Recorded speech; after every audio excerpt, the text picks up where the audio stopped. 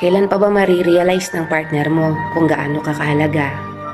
Baka ma-realize lang ng tao ang halaga mo kung hindi ka na maghahabol sa kanya. Kung hindi mo na siya bibigyan ng tamang atensyon, oras at hindi mo na iiyakan. Minsan, kailangan mong kumilos na parang wala kang pakialam. Iniisip kasi niya na hindi ka mapapagod dahil mahal na mahal mo siya. Totoo, pag mahal mo, hindi ka napapagod doon. Pero yung sakit na ipinaparamdam nila sa atin ang nagpapahina sa atin.